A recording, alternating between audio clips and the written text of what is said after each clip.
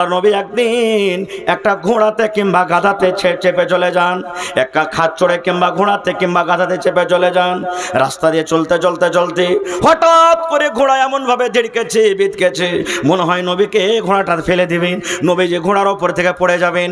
এরকম ভাবে ঘোড়া এরকম ভাবে ঝিড়কে উঠেছে। নবী যে নামলেন, নামার পর দেখছেন ওখানে কয়েকটা কবর আছে। এবার নবী যে বললেন, সাহাবীরে এই কবরগুলাকে তোমরা জানো, এই কবরগুলাকে তোমরা কে চেনো?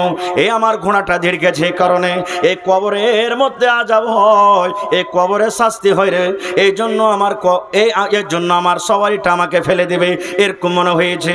এবার সাহাবায়ে কেরাম বললেন, যে হুজুর তাদেরকে চিনি। আল্লাহ রাসূল সাল্লাল্লাহু আলাইহি ওয়াসাল্লাম বলেন, সাহাবীরে এদেরকে কবরে আযাব হয় কি কারণে তোমরা কি জানো? বলছেন, লা ইয়া রাসূলুল্লাহ, আমরা জানি না গো নবীজি। আল্লাহ রাসূল বললেন, সাহাবীরে গুনাহ দুটো বড় কিন্তু বাঁচাটা হলো খুবই ছোট। গুনাহ দুটো বড় কিন্তু গুনাহ থেকে বাঁচাটা হলো খুব একবারে ছোট।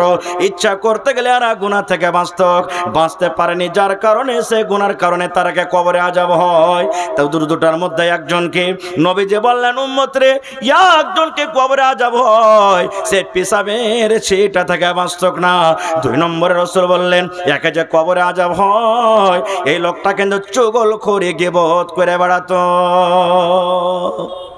দেখেন কত ভাই পেশাব করছে, পানি লাই না, পেশাব করে দিলে এমনি চলে এলো। ভাই রসুলের হাদিস আছে, পানি যদি তুমি না পাও ওখানে তুমি ঢাল পাথর ইস্তেমাল করো, ইট ইস্তেমাল করো, কিন্তু হায়রে আফসোস আমরা পানিও লিনে ওপর থেকে দাঁড় হয়ে আমরা পেশাব করছি, দাঁড় হয়ে। এখন তো এত টাইট প্যান্ট পরছে ভাই, সুবহানাল্লাহ, যে বসতে পারে না তখন দাঁড় হয়ে পেশাব করছি আমরা। ভাই রে এই সমস্ত জিনিস থেকে কখন আমরা বাঁচতে পারবো, কখন বাঁচতে পারবো? তো ভাই নবীজি নিজের স্ত্রীকে রাগলেন, ডাঁটলেন শুধু নাটি কথা বলার কারণে। আর একটা হাদিস শুনবেন না, যে নবী রাগ করলেন বিবির প্রতি, ডাঁটলেন, সুবহানাল্লাহ, সেই নবী নিজের বিবিকে কতটুকু ভালোবাসতেন। এত ভালোবাসা থাকা সত্ত্বেও নবীজি তাকে ডাঁটলেন, কত ভালোবাসতেন জানেন? আল্লাহ রাসূল সাল্লাল্লাহু আলাইহি ওয়াসাল্লামের স্ত্রী মা আয়েশা রাদিয়াল্লাহু তাআলা আনহা নিজে বলেন, আমি নবীর পাঞ্জরে বসে আছি, দুধ পান করি, পানি পান করি, ওরে সুবহানাল্লাহ, নবী আমার দিকে দেখেন, আমার বিবি আয়েশা গ্লাসের কোন জায়গাতে মুখ লাগায় ঠোঁট লাগায় পানি পান করেন, আমি দেখছি। মা আয়েশা বলেন, আমি দুধ পান করি, গিলাসে পানি পান করি, আমার নবী আমার দিকে দেখছেন, আমার বিবি আয়েশা গিলাসের কোন জায়গাতে মুখ লাগায় পানি পান করেন।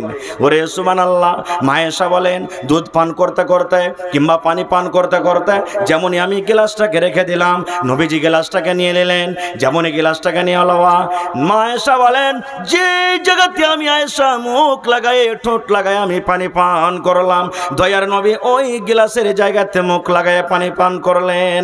শুধু তা নয়, মা আয়েশা রাদিয়াল্লাহু তাআলা আনহাও বলেন, আমি গোশত ছিঁড়ে খাই, আমি হাড্ডিতে কামড় দিয়ে খাই, গোশত আমি কামড় দিয়ে খাই, যখন আমি পিসটাকে থালাতে আমি রেখে দিলাম, আল্লাহর নবী ওই পিসটাকে উঠে নিলেন। মা আয়েশা বলেন, যে জায়গাতে আমি মুখ লাগাইয়ে দাঁত লাগায় আমি কামড় দিয়েছি, দয়ার নবী ওই জায়গাতে মুখ লাগাইয়ে কামড় দিয়ে খেতেন। এত ভালোবাসতেন নবীজি নিজের বিবিকে। কিন্তু সামান্য একটা দেখেন শরীয়ত বিরোধী মুখ দিয়ে একটু অন্য ভাষা বের হওয়ার কারণে নবীজি কত রাগ করলেন। কিন্তু হায়রে আফসোসের কথা, আজকে আমরা কোটিপতি, আমার ছেলেটা ভুল করেছে, আজকে আমরা জমিদার মানুষ, আমার ছেলে মেয়েরা আজকে ভুল করেছে, কিন্তু আমরা তাকে ভুল মনে করি না। বিচার পঞ্চায়েতে বসবেন, দেখেন বিচারে বসে মণ্ডল সর্দার মুখিয়াজি, বেশিরভাগই আমরা, শুধু আপনারা বলবেন যে আমাদেরকে বলছেন তা নয়, বেশিরভাগ জায়গাতেই যদি কোনো কমজোর লোকের সাথে ঝামেলা হয়ে যায়, ওই সত্য পথে আছে তাও কিন্তু আমরা তাকে ধমক দিয়ে আমরা রেখে দিই, রাখি না?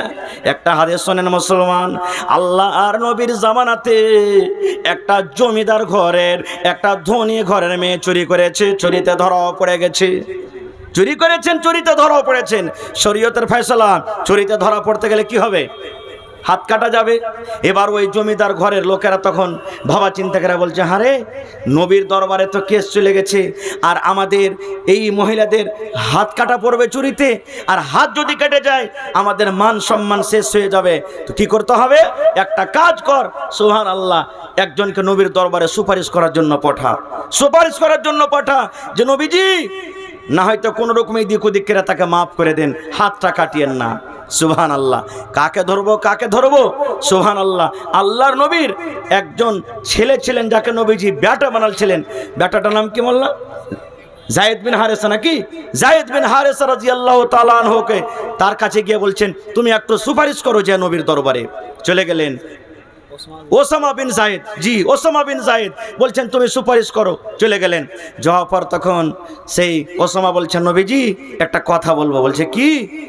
বলছে ওই যে আপনার কাছে একটা কেস এসেছে, অমুক মহিলা চুরিতে ধরা পড়েছে, তো যদি একটু এদিক ওদিকের আপনি পারতেন তো ওকে মাফ করে দিতেন। সুবহানাল্লাহ। দয়ার নবী যেমন এই কথাটা শুনলেন, ওরে সুবহানাল্লাহ, নবীজি রেগে গেলেন। রেগে যাওয়ার পর নবীজি ওসামাকে বলছেন, এরা ওসামা তুমি শুনে নাও, আল্লাহর কসম করে বলি তোমাদের এই কারণে সুপারিশ কারণে আগেকার লোকেরা ধ্বংস হয়ে গেছে, হালাক হয়ে গেছে। যখন ওদের গরিবেরা যখন কোনো ভুল করত তাদেরকে শাস্তি দেওয়া হতো, আর যখন ধনীরা কোনো ভুল করত তাদেরকে ছেড়ে দেওয়া হতো। আমি আল্লাহর কসম করে বলি শুনে লাও রে, আমার মেয়ে আমার কলেজার টুকরা ফাতেমা যদি চুরি করে আর চুরিতে ধরা পড়ে যায়, আমি নবী তাকে রেহাই করব না, তার আমি হাত কেটে নেব। সুবহানাল্লাহ। হায় রে আল্লাহ, কিন্তু আফসোসের কথা আজকে আমরা মুসলমান মুখ দেখে দেখে কিছু শরীয়ত চালাচ্ছি।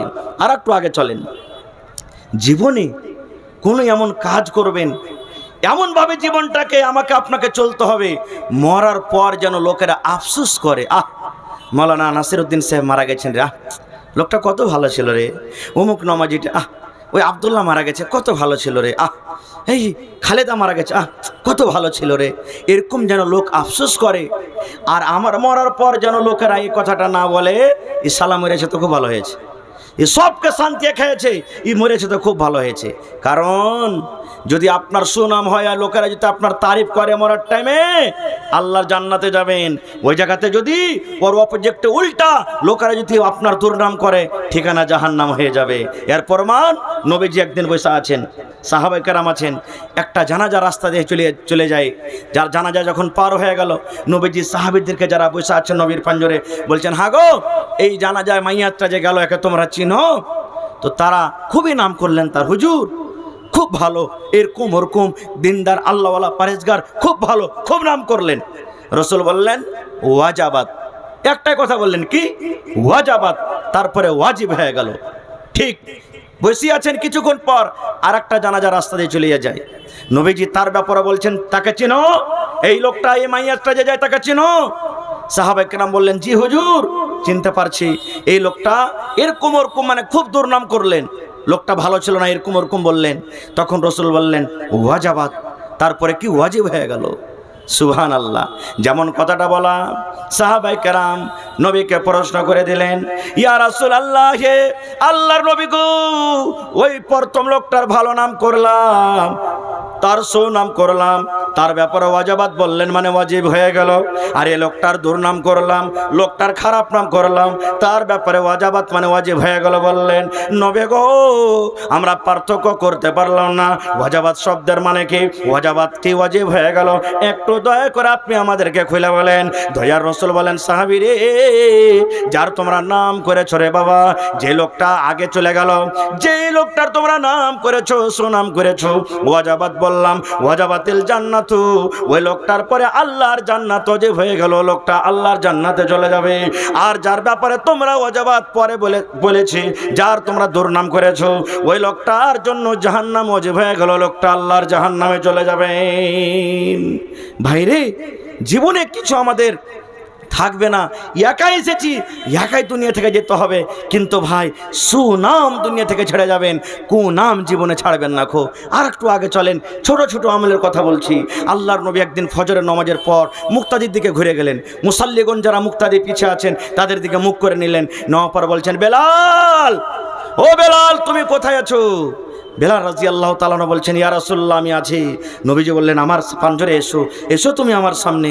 বেলাল চলে এলেন, আসার পর রাসূল বলছেন, বেলাল রে জীবনে তোমার কোন এমন আমল আছে রে বাবা, সেই আমলটার কারণে আমি নবী তোমাকে জান্নাতের ভিতরে দেখলাম।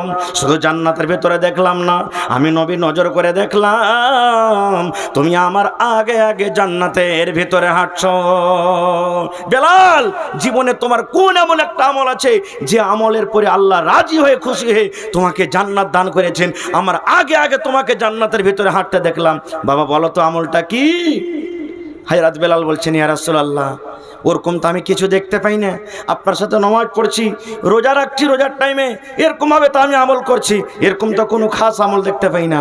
নবীজি বললেন, না রে আমল, না রে বাবা না, তুমি ভালো করে স্মরণ করো, তোমার জীবনে কোনো একটা আমল আছে যেটা তুমি তাকে নেকি মনে করে করতে থাকো, সেই আমলটার কারণে আল্লাহ তোমাকে জান্নাত দান করেছেন। যখন কথাটা বলা, বেলাল রাদিয়াল্লাহু তাআলা আনহু বললেন, ইয়া রাসূলুল্লাহ, আল্লাহ নবী গো, ইয়া একটা আমার জীবনে আমি আমল করি, নামাজ রোজা যেগুলো আমি দান খায়রাত যা করে করে, কিন্তু আমার জীবনে একটা আমল আমি করি। আমলটা হলো কি নবী গো, নামাজের টাইম হোক কিংবা নাই হোক, নামাজের সময় হোক কিংবা নাই হোক, নামাজের জন্য কিংবা নামাজের জন্য নাই হোক, যখন যখন আমি ওযু করতাম, ওযুর যখন আমার দরকার হতো, আমার ওযু যখন ভেঙে যেত, কিংবা আমি যখন ওযু করতাম, ওযু করার পর আমি 2 রাকাত আমি নফল নামাজ আদায় করতাম, 2 রাকাত আমি নামাজ পড়তাম। এটা কিন্তু আমার একটা জীবনের আমল। আল্লাহ রাসূল সাল্লাল্লাহু আলাইহি ওয়াসাল্লাম বললেন, ও বেলাল, এই আমলটার কারণে আল্লাহ আমলটাকে তোমার এত পছন্দ করেছেন, এত আমলটাকে আল্লাহ ভালোবেসেছেন, এই আমলটার কারণে আমি তোমাকে জান্নাতের ভিতরে দেখলাম। ভাইরে, এই জন্য ছোট আমলকে ছোট মনে করতে হয় না। কিতনি ছোটি হোনে কি উসে হালকি না জান, রব কে বখশিশ কে লিয়ে কোই বাহানা চাহিয়ে। আর একটা হাদিসের কথা শুনেন, মা খালাদেরকে বলি, বেশিরভাগে মায়েরা খালারা কথাটা বলে থাকেন আর বলেন, যার জন্য হাদিসের রাসূল 1400 বছর আগে বলেছেন, কিন্তু মায়েরা খালারা সেই গুনাহ, সেই পাপ বুঝে না যে